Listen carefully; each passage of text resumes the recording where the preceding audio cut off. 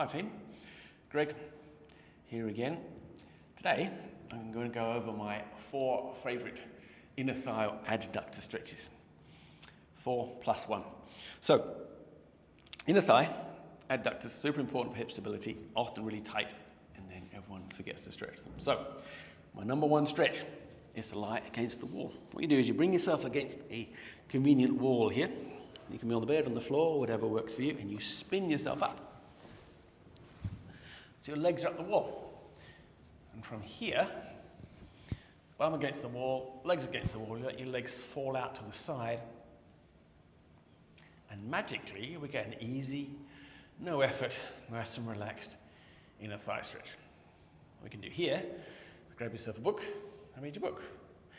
My arms get tired doing this, so I always bring the book over here, and I just read this page bit here, and I swap, I read that bit, which keeps my neck moving.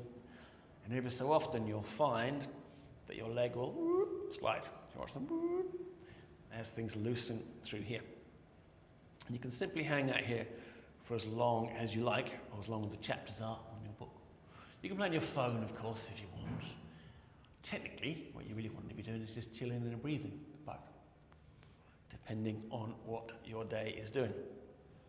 From here to come up, you're going to bend the knees a little bit, use your hands to assist you, and gently bring the legs back up.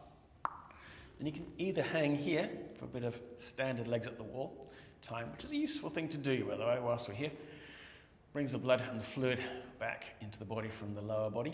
You can also roll your ankles here to help with that movement. Which brings us to stretch number 2. The stretch number 2 is very similar, but we're doing it on the floor. So you sit with your legs apart, however wide your legs will go, and you'll put a roller or the bolster in front of you here and a block.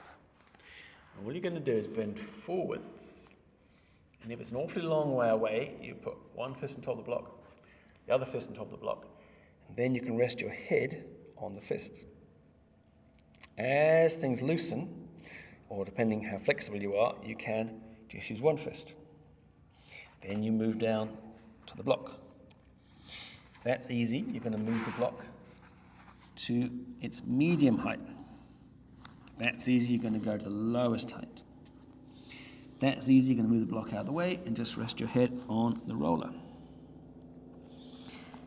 That's easy. You're going to move the right out of the way and slowly bring your head towards the floor.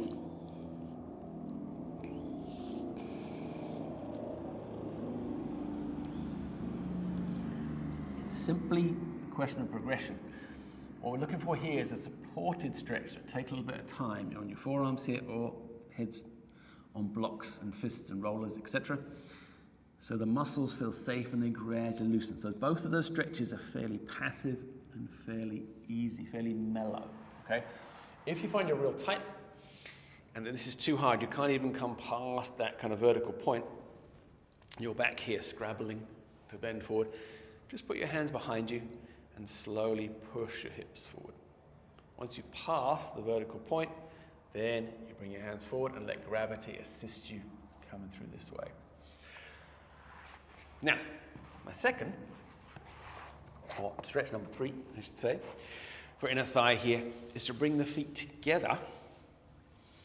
Now, a lot of people, they will teach you to hold your toes here. This is a butterfly stretch, sometimes called a cobbler's stretch in the yoga world. A cobbler's a shoemaker, by the way, for the young people who've no idea and think shoes come from factories. What they used to do back in the day was they would hold the shoe between their feet, like so, and do all this sort of thing, okay? Hence why it's called a cobbler's stretch. Moving on, so you can hold this and you can bounce your knees, something like the bounce, or you can kind of bend forward. I find this a little uncomfortable. And a lot of people will suggest you bring your feet in real close. The problem with bringing your feet in real close is that when you get old like me, you're a damaged old martial artist, your knees don't like the bend. The more you bend, then the more pressure on the joint here, especially with the legs out, and it tends to irritate the meniscus and the knees. So I suggest you bring your feet a bit further forward. I hold on to the ankles, and then when you hold the ankles, you can use your elbows, your forearms, to gently push on the inner thigh, okay? And you just gently ease that down. And it's up to you how much pressure you put on there. Okay, so stretch number 3. Stretch number 4, or 3B, I should call this actually. This is 3B. You bring your feet in again. You can bring it a little bit closer because the wall is behind you. It's slightly more comfort. There's less pressure. You don't have to bend forward or hunch forward. You can lean back. What we can do here is put both hands on top of the knees, and you can press down. Now, for me, that hurts my knee, so I'm just going to bring my feet out a little bit until the pressure's gone. There. Because my back's against the wall, I can press comfortably here with my hands on the inside of the knees. Now, I got this stretch, or this variation, from Ben from the Athletics Truth Group, otherwise known as the Knees Over Toes guy, who I do strongly recommend you look at all his stuff. The man's a genius and a bit of a legend, and I do recommend all of his things.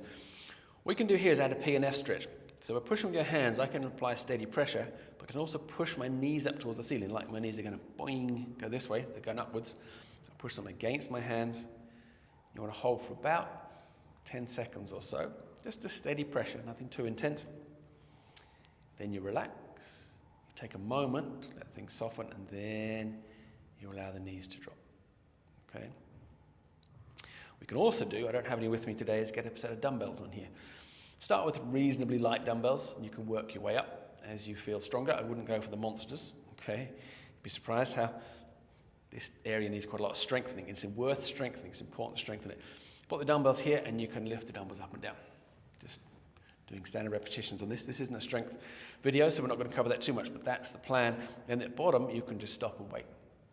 And you can apply the same principle of P and F, that is contract and relax, where you push up, and then you relax to come down. So dumbbells or hands will work. Okay, so that's 3A and 3B. Now, stretch 4 is similar. It's another bent leg in the thigh stretch. But the way this one works is you're going to line your back. Now imagine, if you will, that you are lying underneath your duvet in your snuggly wee bed. You bring your feet in, you bend your knees, let your knees drop out to the side. Imagine this fabulous towel here, the famous Namaste towel, is over. Imagine that's a duvet, okay, on both sides, obviously. And just the weight of the duvet is enough just to gently press on the hips. This is stretch number 4. And you simply wait. And you can read your book once again. Play on your phone, breathe, have a sleep, chat your partner, play with the cat, whatever happens to be happening. Okay, and just wait. I find this phenomenally helpful, this one on the wall one, because they're nice and passive, you just allow things to loosen. So, now, what I call 4B, or stretch number 5, the extra one, is a similar position. Okay, you're similarly lying in bed, but you want to do both legs at the same time. You do one. You cross one ankle just above the opposite knee and let that drop. Now it seems the same, but it's not. Because your leg's further across, it's a different stretch on the hip. It feels more jointy. And again, we wait. The duvet's here. The duvet will do a lot of the pressing work for you. You relax, and you allow that hip to gently loosen up. Then, of course, you'll swap sides.